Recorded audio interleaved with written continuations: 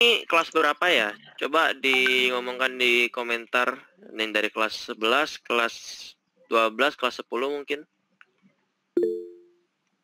Kelas 12, kelas 11, kelas 10. Oh, lengkap dari berbagai macam negara ya.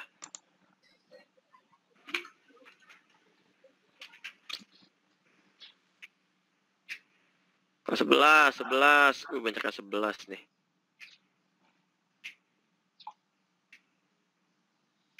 Kalau misalnya 90 orang kelas 11, kelas 12, kelas 10 ada semua ini pasti, wah masih banyak artinya belum masuk ini. Masih belum bangun tidur kayaknya.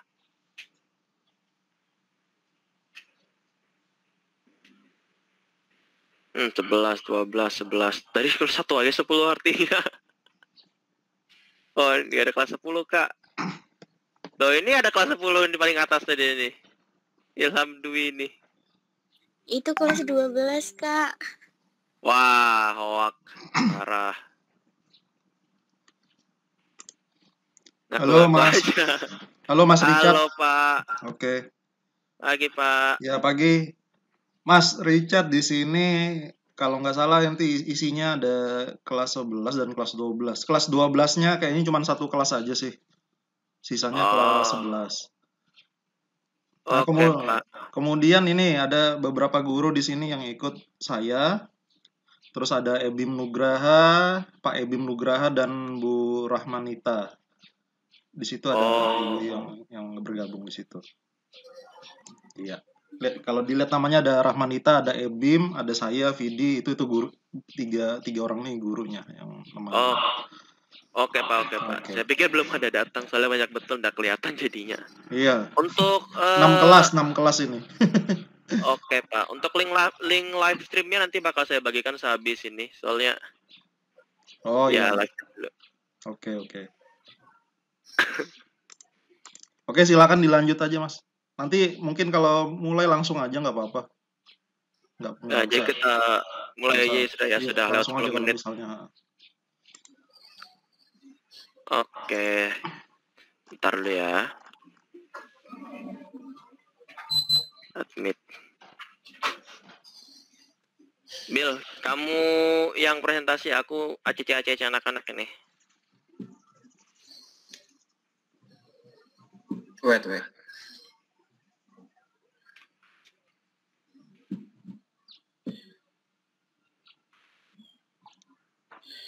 Oh, gak jadi, dia nggak kuat. Kenapa bisa? Nggak ada, jadi aku aja presentasi. Oke. Biar gampang.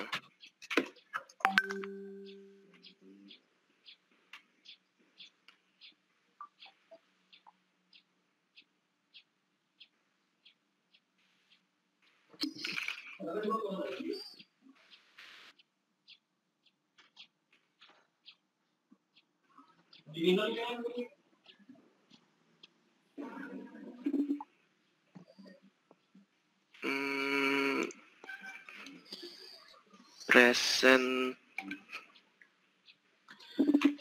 admit.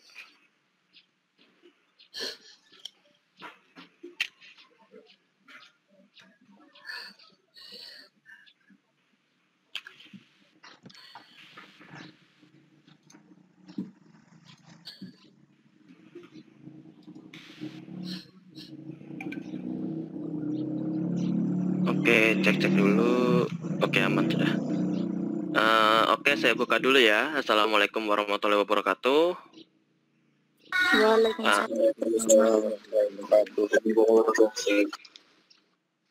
Perkenalkan, nama saya Richard dan juga ada teman saya, Nabil ya. Coba saya present dulu. Kira-kira kelihatan nggak layarnya? Kelihatan. Oke. Nah, saya adalah mahasiswa informatika dari kampus Institut Teknologi Kalimantan Angkatan 18 dan juga sebagai ketua Google Developer Student Club di chapter ITK. Dan juga teman saya. Oke. Selamat pagi. Perkenalkan, saya Nabila Pratama.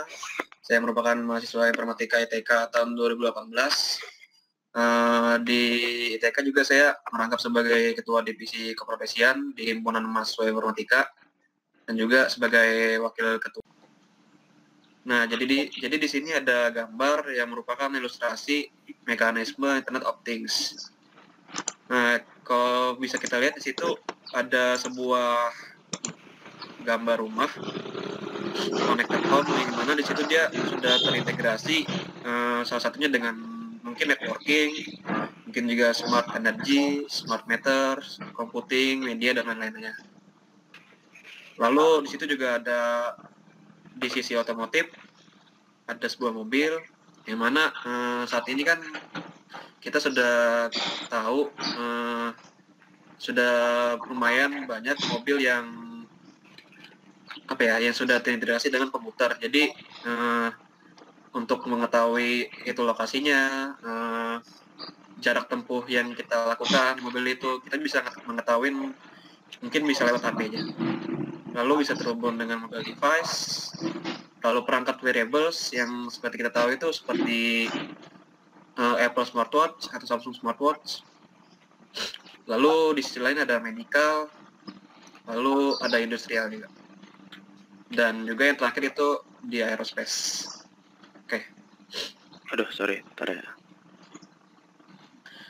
Oke, Pak, langsung aja.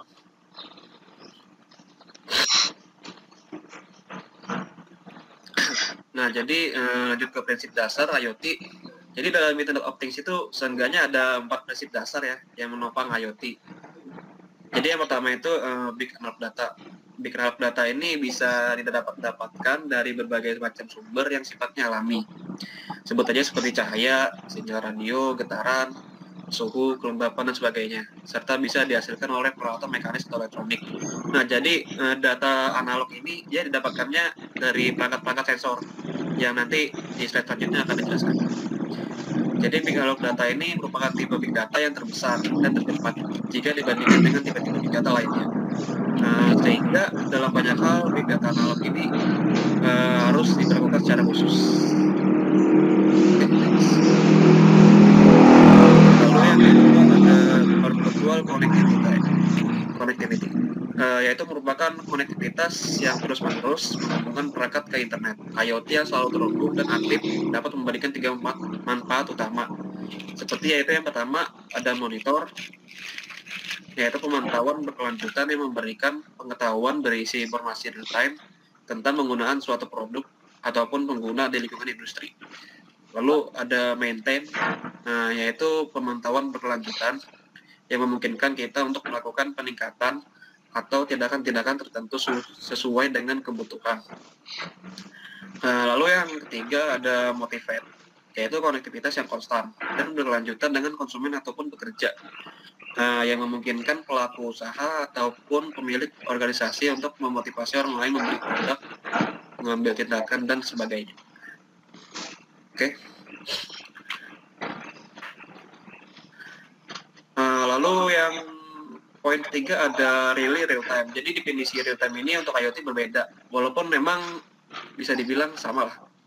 Nah, jadi real time di IoT ini dimulai dari saat sensor atau data diperoleh.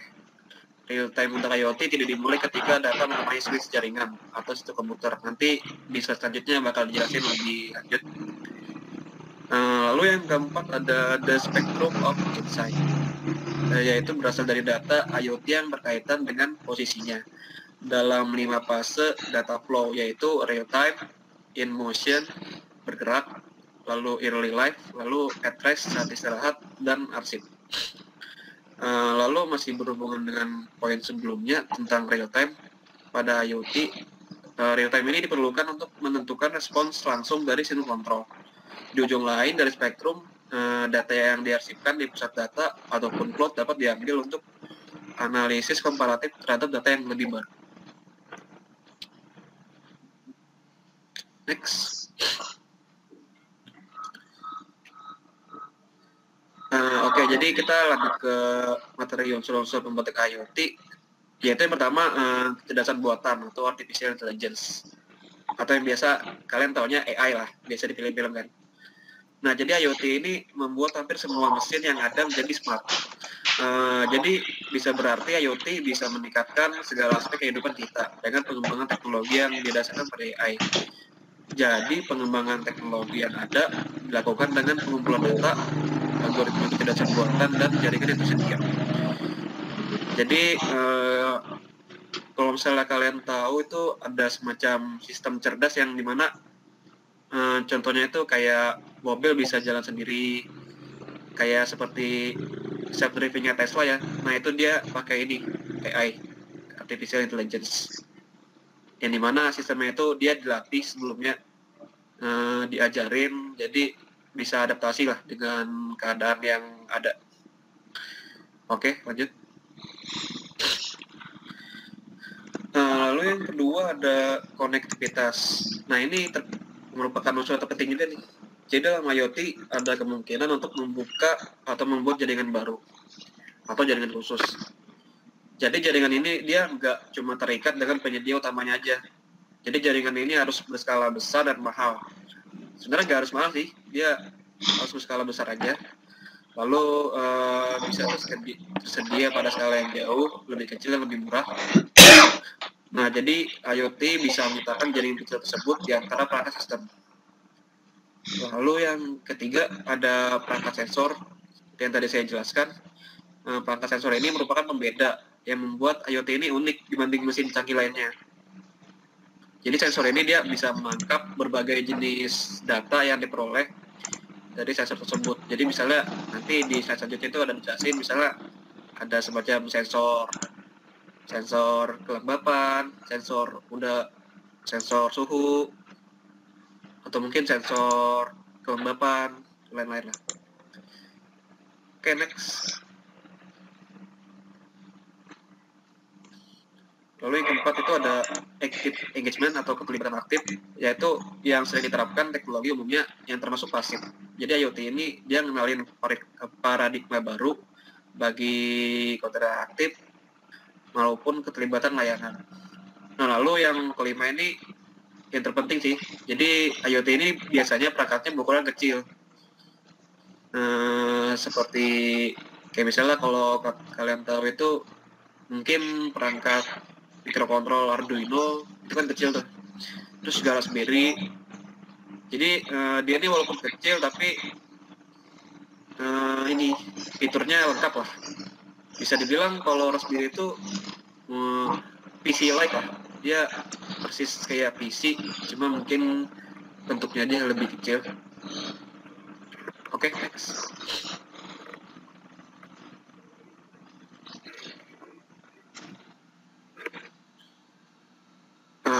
Jadi komponen-komponen utama dalam IoT itu ada 3.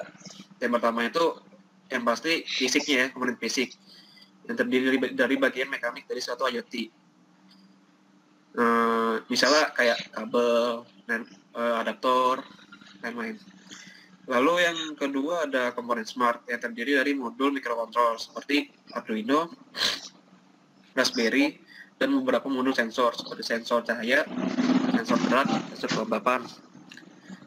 Lalu yang terakhir itu ada konektivitas ya, yang biasanya terdiri dari antena port, lalu jaringan yang paling penting, dan lain-lain.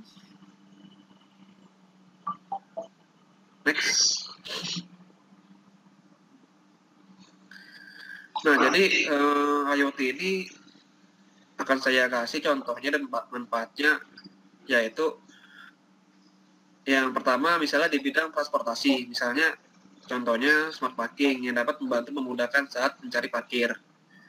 Jadi kalau smart parking itu biasa saya temuin di lomba-lomba gitu, biasanya orang sering pakai ide ini. Jadi dia itu biasanya nerapin semacam kamera, terus kamera itu sudah disematkan semacam AI ya.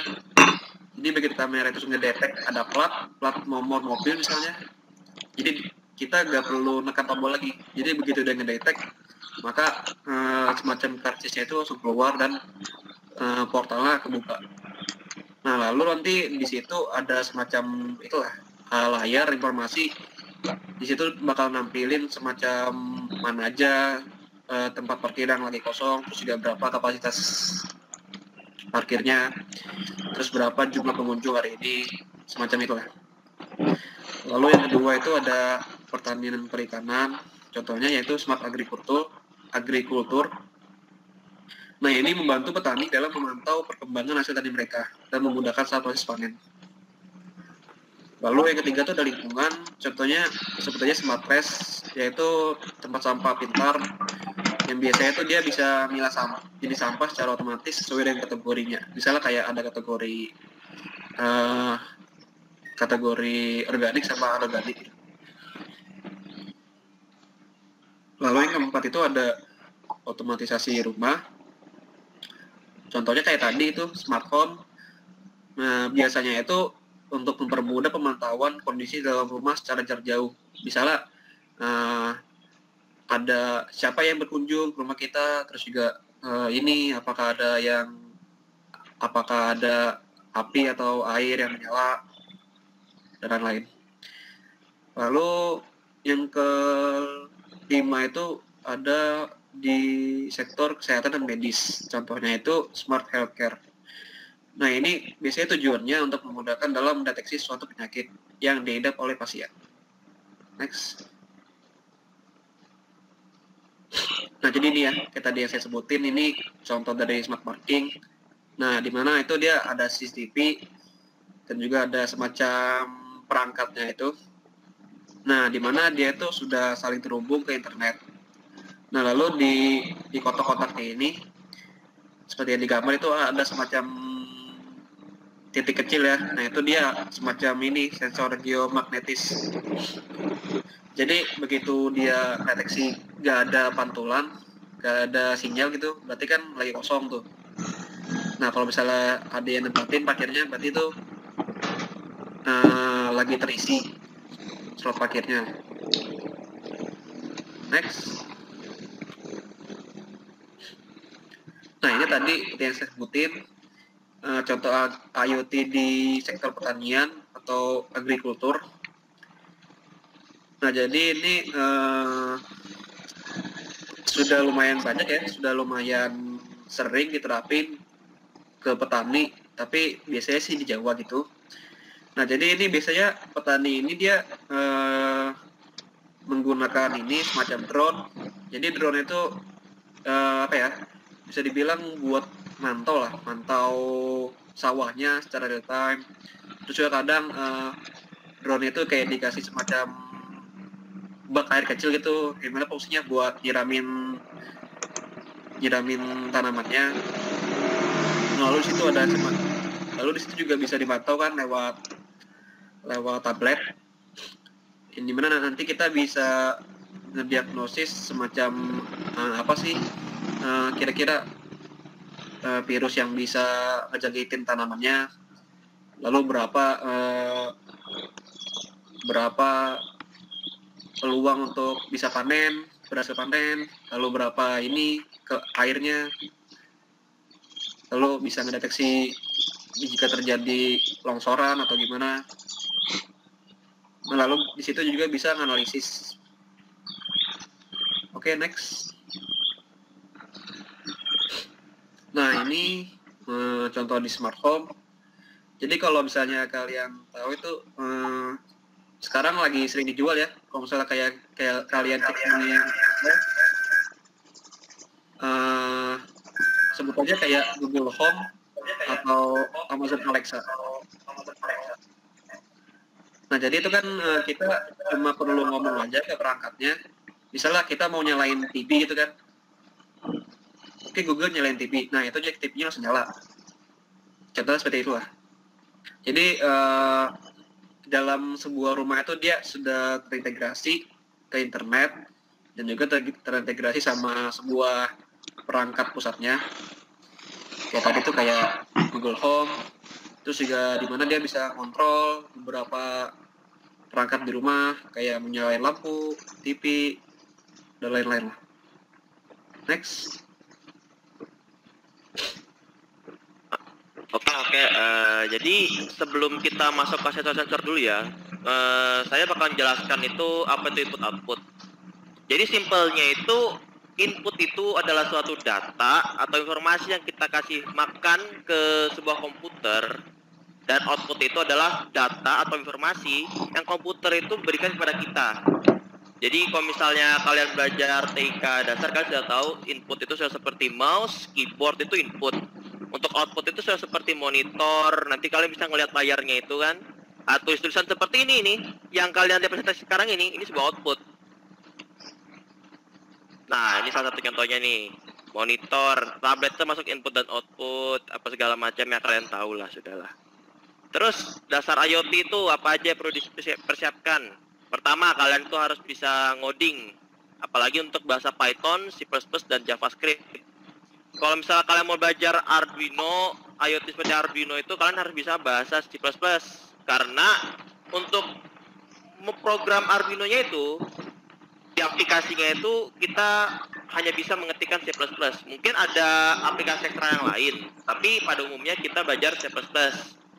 Lalu kalau misalnya kita mau berbasis web juga bisa, karena IoT itu tidak terbatas hanya untuk aplikasi yang kalian buat saja. Ada platform namanya Antares, kalian bisa mengupload data-data kalian ke internet, jadi bisa kalian monitoring dari jarak jauh. Misal kalian sekarang di Balikpapan, terus kalian mau ngecek tanah kalian di Jawa gimana, subur atau enggak, atau ada kayak gini kayak gitu, kalian bisa mengakses itu lewat jaringan internet itu.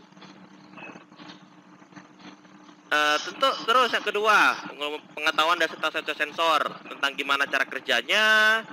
Terus kalau kalian lihat nih ada colokan nih 1, 2, 3 ini. Jadi belajar IoT itu juga harus tahu mau alat apa yang mau kita pakai. Misal kita mau buat satu project, contoh nih, kita mau buat smart trash can, bisa mengukur betapa penuhnya sampah yang ada di satu tong sampah. Kita harus tahu mau pakai apa dulu. Nanti saya jelaskan nanti gimana contohnya. Ini kalau misalnya pakai smart trash can ya kita bisa pakai sensor ultrasonik gitu. Yang bakal saya jelaskan nanti. Terus memiliki kemampuan dasar tentang wiring diagram. Jadi wiring diagram ini singkatnya pengkabel-kabelan.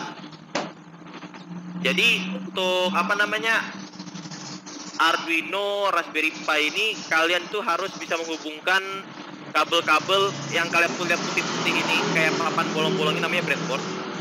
Jadi ini sebagai media pembantu agar bisa mempas-paskan semua sensor-sensor yang ada itu agar bisa masuk ke port-port yang ada di Arduino. Kalau kalian pernah itu Arduino itu banyak kalau lubang-lubang di Arduino ya, tapi lebih banyak di breadboard.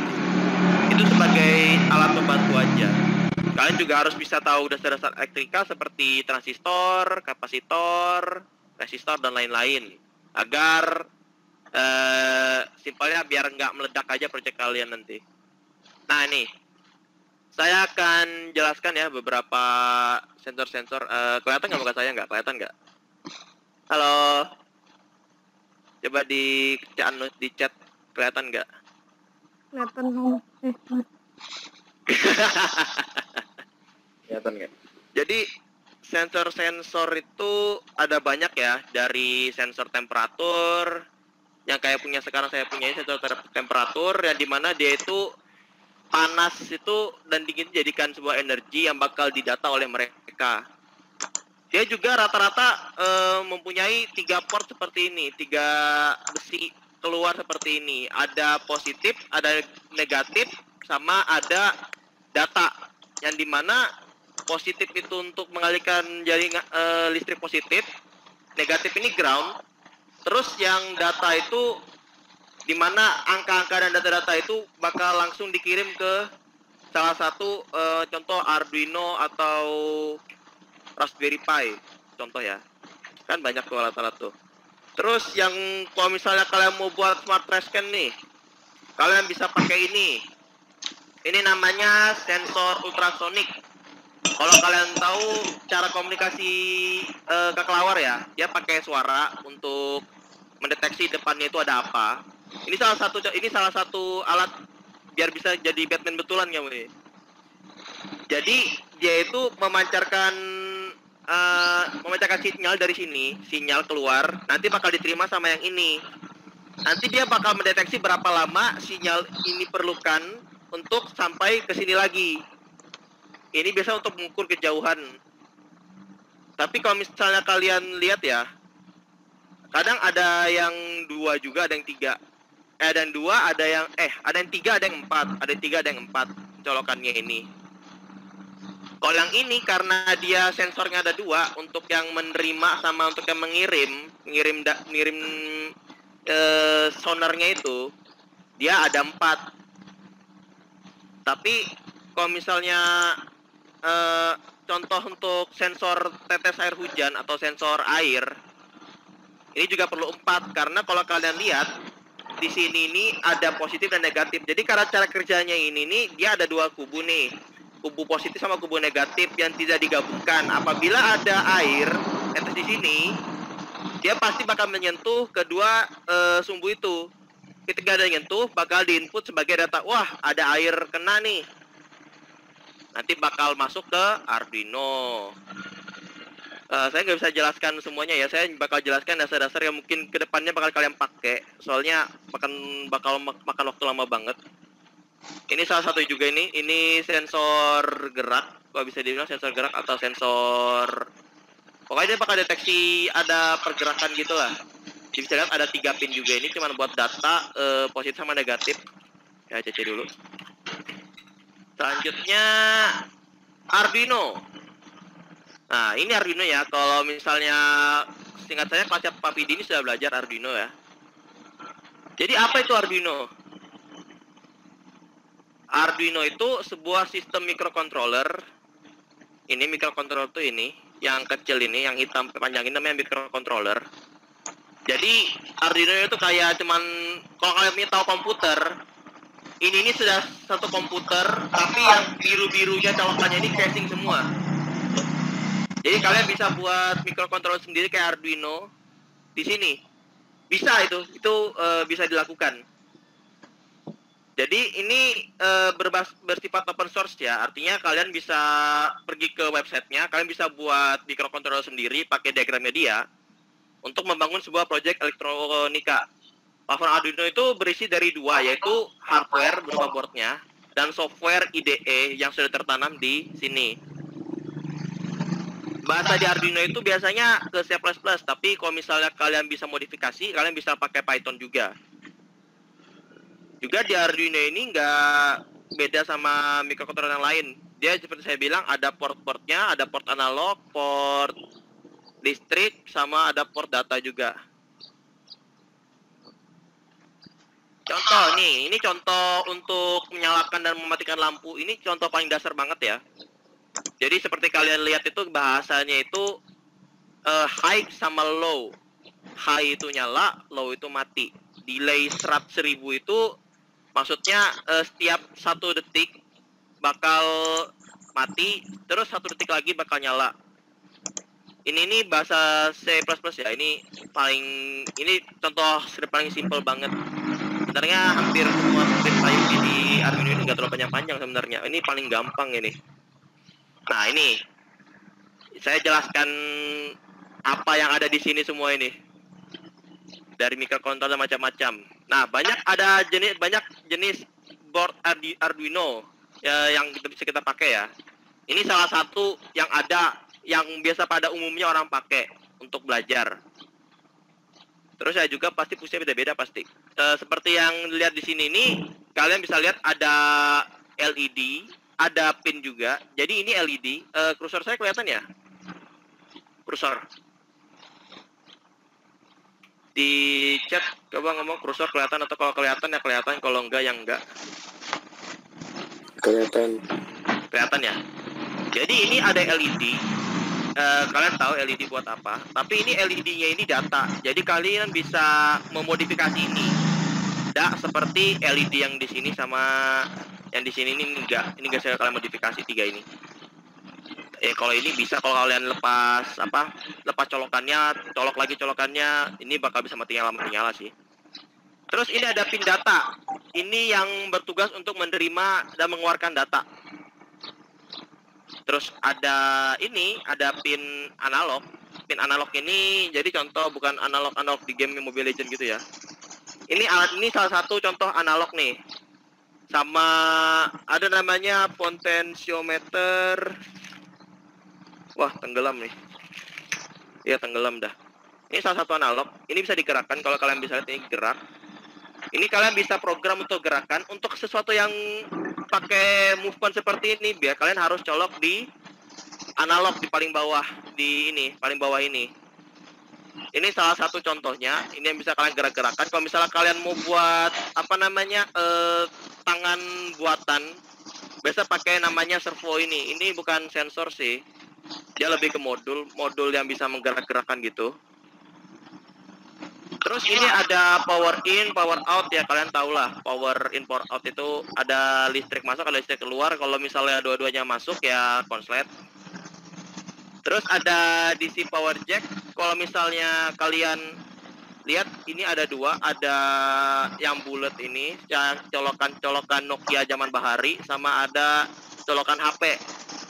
Colokan dua-duanya ini opsional. Kalian bisa pakai dua-duanya, tapi kalau kalian mau ngoding, kalian harus pakai colokan yang ini. Colokan yang kecil ini. Colokan yang USB ini. Tapi ada juga yang kayak gini. Ini pakai colokan printer, ini Arduino ya. Ini tadi ini D1 tadi deh. Ini Arduino, ini colokan printer, ini namanya USB Type B. Ini salah satu juga colokan yang menggunakan apa? Colokan yang bulat biasa. Colokan kayak HP Nokia zaman bahari sama USB. Tapi ini lebih umum pakai gini sih, pakai colokan printer. Jadi kalau misalnya colokan kalian hilang ya ambil aja di printer, ada biasanya. Terus macam-macam boardnya, seperti saya bilang tadi, macam-macam board, beda fungsi. Contoh kayak Arduino Lily Pad. Arduino Lily Pad ini biasa dipakai untuk di baju. Jadi kabelnya itu bisa dijahit. Nah, saya juga baru tahu kemarin sebenarnya. Arduino Lily Pad ini, kalau kalian lihat itu bentuknya bulat gitu, itu fleksibel. Jadi dia biar kelihatannya low profile banget di baju kalian. Bisa kalian taruh di sarung tangan, bisa mau jadi benten gitu. Mau taruh di topi juga bisa. Nah, terus untuk Arduino Mini sama Nano ini, dia itu fungsinya itu agar bisa kecil. Sama Yunyun juga ya. Yunyun juga biar dia itu apa namanya modulnya sekecil mungkin, kecil segini kira-kira. Saya ada modul A nih. Jadi kalau kalian bandingkan ya, Arduino Uno sama Mini itu beda banget. Padahal fungsinya sama. Tapi dia kecil banget. Ini sudah kayak microcontrollernya dia ini. Lagi kecilnya ini. Colokannya juga sama, pakai colokan HP. Ini pakai colokan HP. Terus ada Leonmort sama Uno. Ini kurang lebih sama sih. Sama Yun ini. Tapi Arduino Mega ini, dia ini biar kalian bisa memasukkan banyak sensor sekaligus. Jadi ini kayak versi kalau misalnya kalian nggak puas sama port-port yang disediakan sama Uno sama Leonardo, ya pakai Mega kalau kalian kurang puas. Ini salah satu contoh nih. Jadi kenapa Arduino IoT itu ada di 4.0? Kenapa? Otomatisasi. Kalau kalian bisa buat automatic plant watering, mungkin kalian itu punya cita-cita nih mau ke Mars contohnya. Ke Mars kalian harus terraforming atau kalian harus membumikan Mars itu, memberikan tanaman apa segala macam. Ini salah satu metode yang mungkin dipakai di NASA sana ya.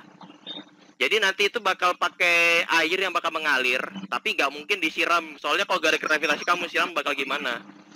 Kalau di Mars pasti ada gravitasi, tapi kalau di luar angkasa pasti nggak bisa.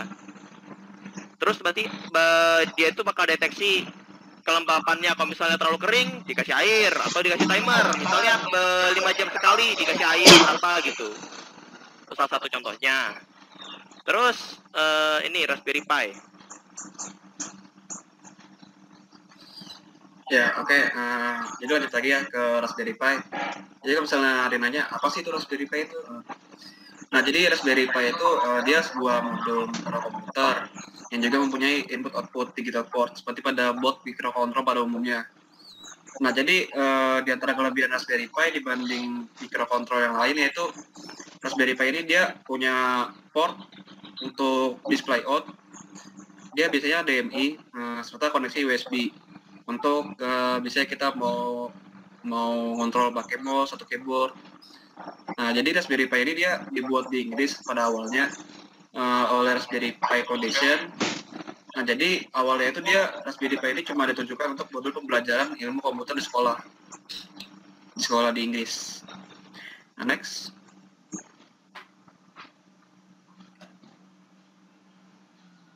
Nah, ini ya gambarnya Raspberry Pi. Nah, jadi Raspberry Pi ini dia sudah, kalau sekarang itu sudah ada 4 generasi ya.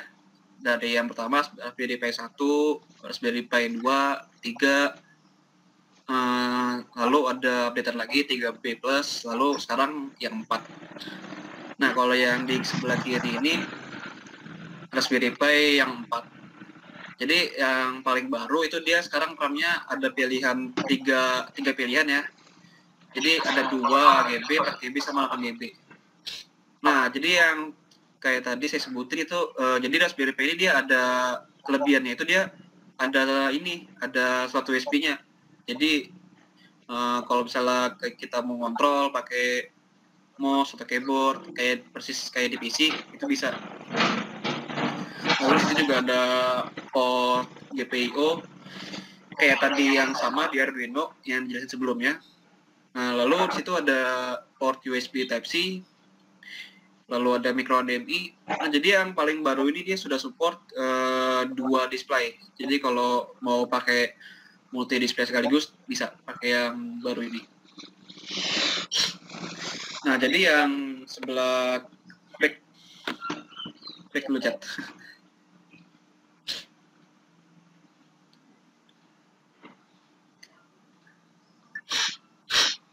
Nah, jadi yang sebelah kanan ini Raspberry Pi 3 seri 3. Jadi bedanya itu ya di sini cuma RAM-nya cuma 1 GB. Terus juga belum support multi display, yang mana di sini dia cuma ada satu port display HDMI aja. Dan itu juga bukan micro HDMI, dia HDMI yang gede yang bisa dipakai di proyektor gitu.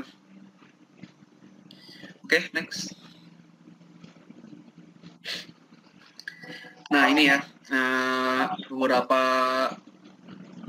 beberapa ini fitur yang ada di Raspberry. Nah, jadi yang paling kiri itu ada port micro SD. Itu dia di belakang ya tepatnya. Jadi kalau misalnya kita mau nginstal OS Raspberry, misalnya mau nginstal Debian, Linux, itu masukkan bootable-nya dia lewat micro SD. Nah, lalu yang bagian atas itu ada GPIO atau singkatan itu General Purpose Input Output Pins.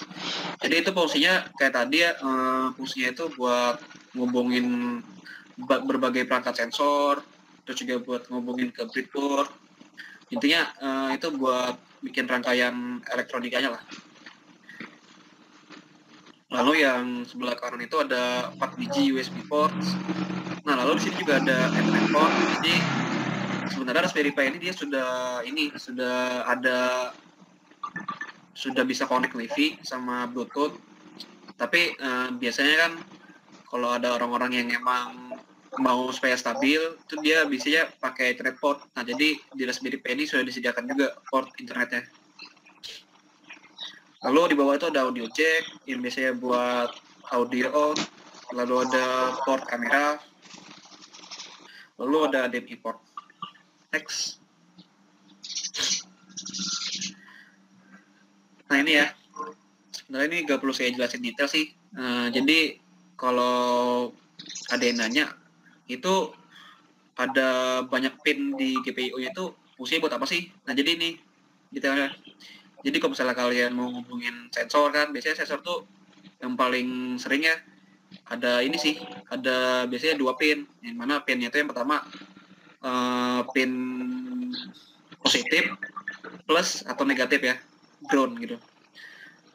Nah, jadi di sini di port GPIO Raspberry Pi ini dia ada 2 ya, ada 2 jenis voltase. Yang pertama itu ada 3,3 volt, lalu yang kedua itu ada 5 volt. Nah, itu untuk penggunaannya dia beda sendiri sih, emang beda-beda masing-masing. Lalu juga ada berbagai macam port yang itu GPIO, misalnya GPIO 2, 3, 4, lalu 17, 27. Nah, jadi sebenarnya itu buat ini sih, buat komunikasi datanya. Jadi kayak tadi yang kayak dijelasin tuh, misalnya ada sensor ultrasonic. Nah, biasanya di sensor ultrasonic itu dia ada 4 port, ada 4 pin di sensor itu. Yang mana itu ada port positif, negatif, sama data in, data out. Nah, jadi untuk keluar masuknya data itu dia pakai ini, menggunakan port GPIO ini.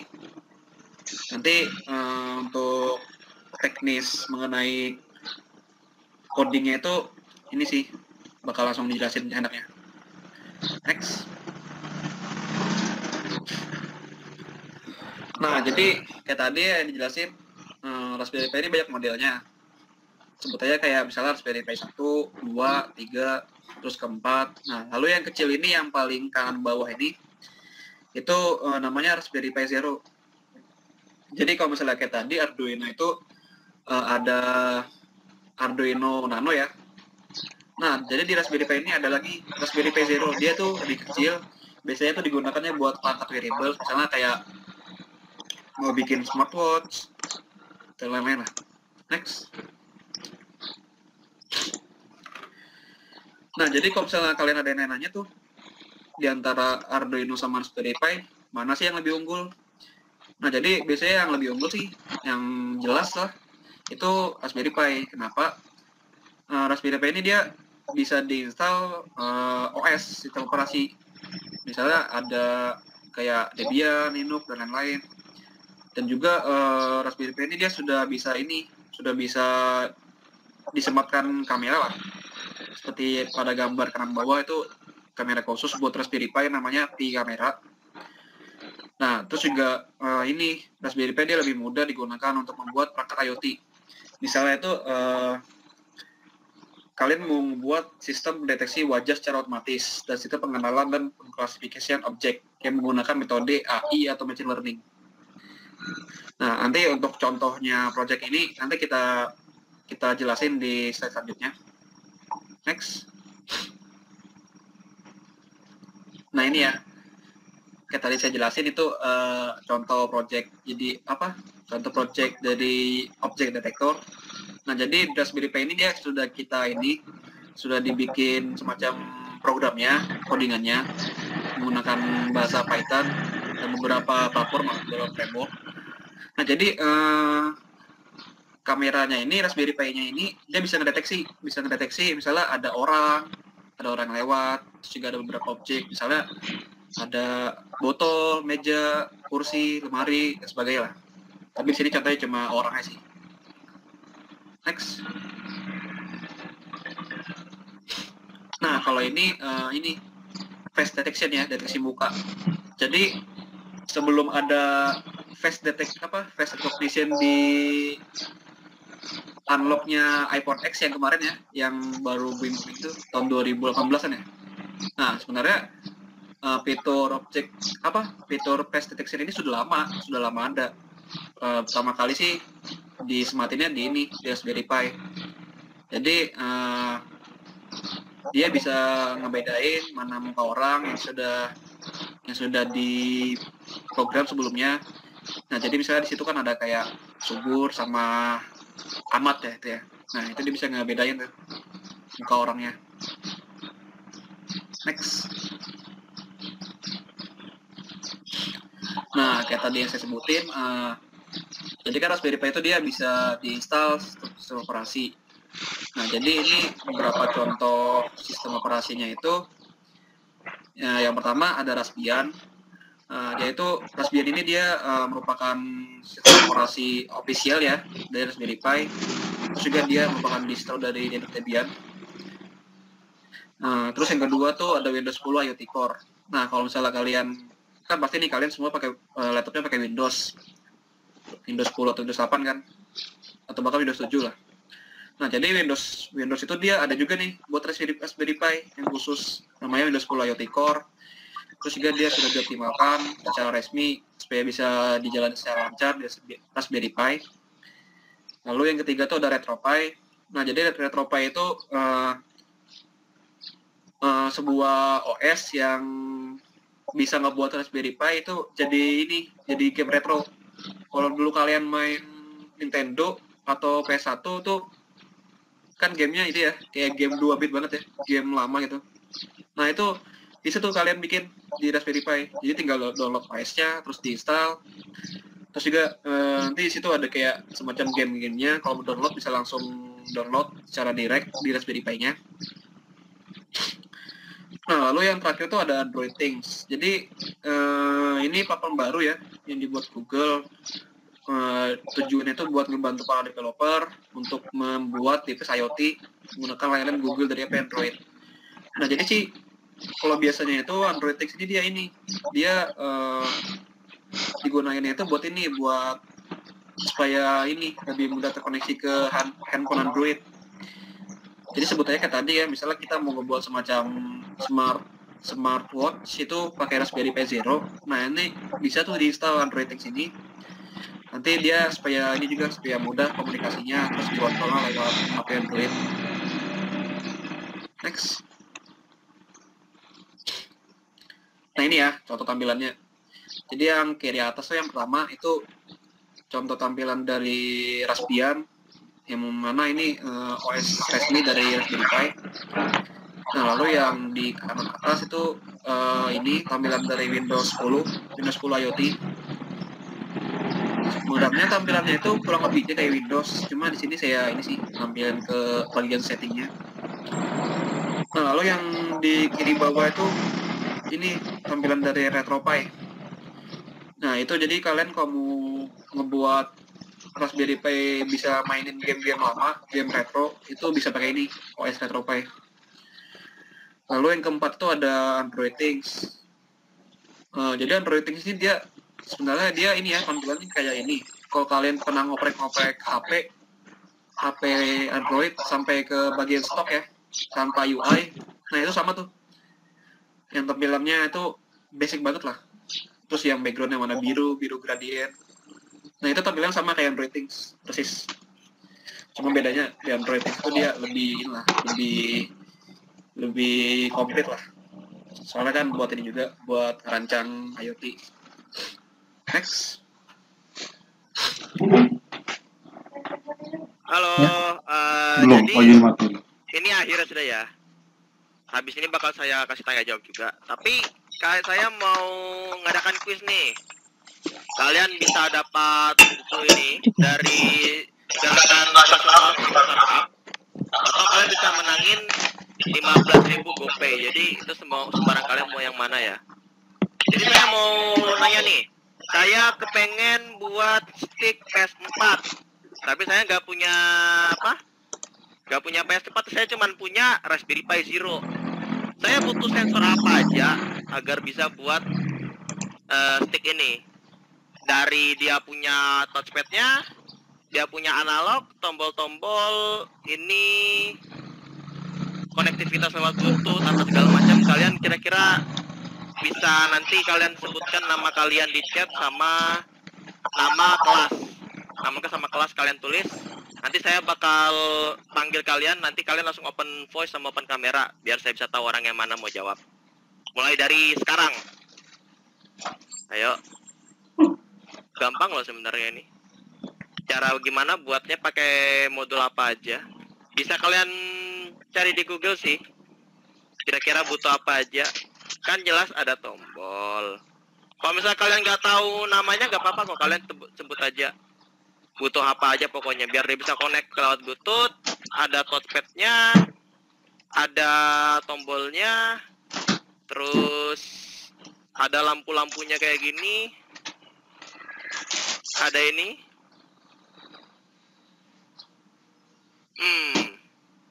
Belum ada yang jawab. Ada yang tahu ya?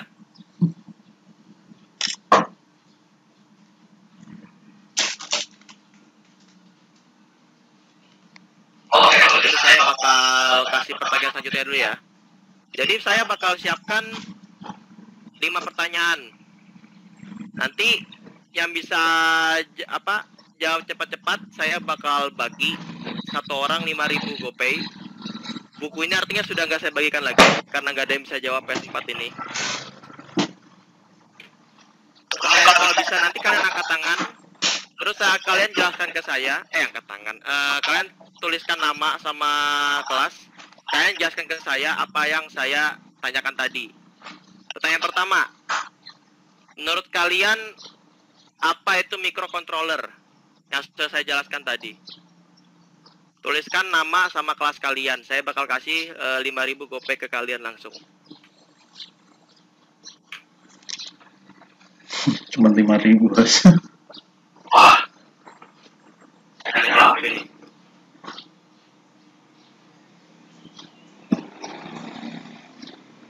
Halo. Kelas berapa sih? 11-12. Ada suaraku, Bil? Ada. Jadi keluar-keluar tuh ini sih idle dia. Jaringan Dia lagi biasanya. running di aplikasi lain juga. Gimana nih? Wah, ada yang open voice. Aduh. Gimana?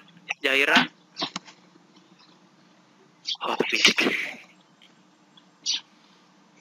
Oh, gak ada yang tahu kah? Mungkin langsung aja, Cat. Ya, langsung tahrifatnya gak ada dapat hadiah ya. Oh, maaf sekali kalau gitu. Karena sudah nggak ada yang jawab, saya jelaskan dulu untuk bagian di sini. Gimana cara membuat hal simpel seperti ini? Kalian butuh ini aja sebenarnya, analog. Ini analog. Terus lampu LED untuk ada ini, menandakan bahwa dia hidup atau mati, lampu LED. Kalian butuh tombol. Kalian butuh namanya ini. Aduh, wireless. Wireless connectivity. Bisa pakai wifi, bisa pakai bluetooth, tapi bisa kita ubah ke bluetooth juga sebenarnya itu seingat saya. Terus kalian juga butuh multi-touch trackpad yang ini. Wah. Oke, kalau gitu itu saja materi dari saya untuk hari ini. Mungkin kedepannya kita bisa, saya mungkin bisa dan teman-teman bisa melakukan hal seperti ini lagi di SMA 2. Tapi sebelumnya saya nanti bakal saya bagikan ya PPT ini dan live streamnya. Nanti saya sudah rekam, saya sudah live stream. Nanti saya bakal bagikan link live streamnya ke Bapak Vidi dan PPT juga ke Bapak Vidi. Nanti juga saya bakal kasih link feedback ke Pak Vidi. Nanti mohon kalian isi. Kayaknya kita foto-foto dulu Gin. Kalau bisa kalian open kamera gitu. Bill, bisa kamu screenshot ya Bill? Bisa. Oke.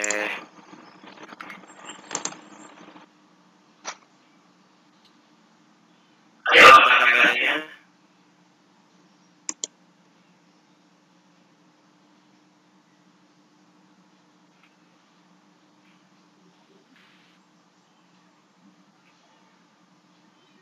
Kita dulu sesuatu dulu.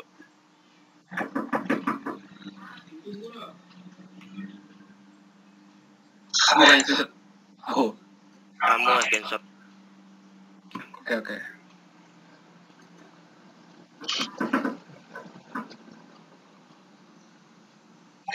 Cukup ya. Oh, apa? Bisa gini nggak kalian?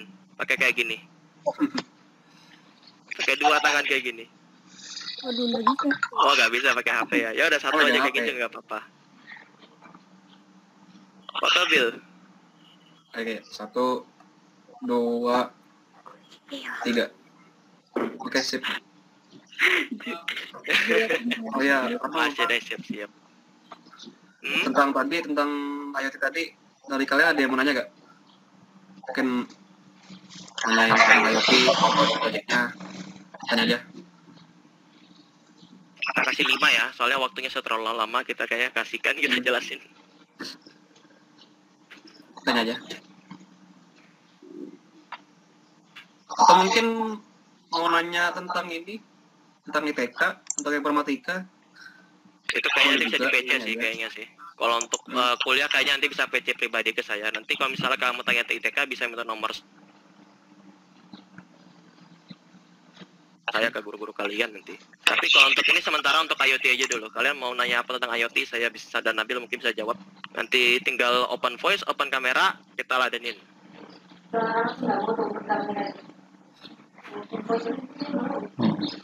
Makanya nggak ada yang jawab. Kalau kalian tertarik mau buat sesuatu gitu, mungkin kita bisa kasih tahu mau pakai apa gitu.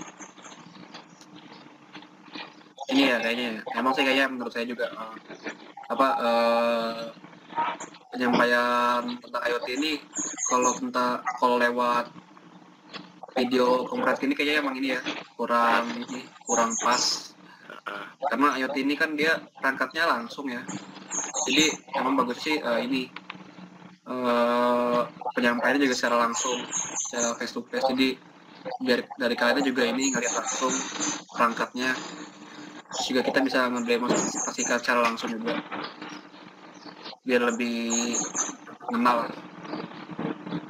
Mungkin kedepannya kami bakal kayak gini lagi mungkin, tapi semoga aja bisa secara langsung ya, nggak kayak gini. Kalau kayak gini kan susah, saya juga jelasin modul seperti aja mungkin nggak kelihatan mungkin di kamera kalian karena ngeblur. Ini dari SMA berapa? 2? SMA 2 Balikpapan. 2 ya? Jadi nggak ada pertanyaan ya, sampai sini nggak ada pertanyaan ya. Mungkin kalau misal kalian mau tanya nanti bisa mungkin kalian minta nomor saya ke Pak Fidi, bisa juga email saya. Oh iya, nanti kita bikin form Google Form feedback. Nanti kalian isi dulu feedbacknya tentang apa ya? Ini workshop ini. Terus juga nanti untuk linknya nanti mungkin kami kirim ke Pak Vindi-nya langsung, biar Pak Vindi-nya nyebarin ke siswa-siswa. Jadi kayaknya itu aja deh ya. Iya, mungkin nggak ada ya? Ini nggak ada pertanyaan ya. Baiklah kalau gitu saya akhiri ya. Terima kasih teman-teman sudah mau join kita mengajar kalian tentang IoT. Kalau gitu saya akhiri. Wassalamualaikum warahmatullahi wabarakatuh. Waalaikumsalam.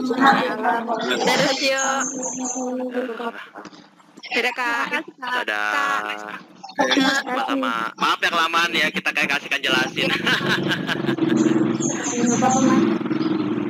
Jangan apa Kak, belajar. Mungkin nanti ketemu lagi kita. Jodoh berarti. Ya udah gak ada yang tahu.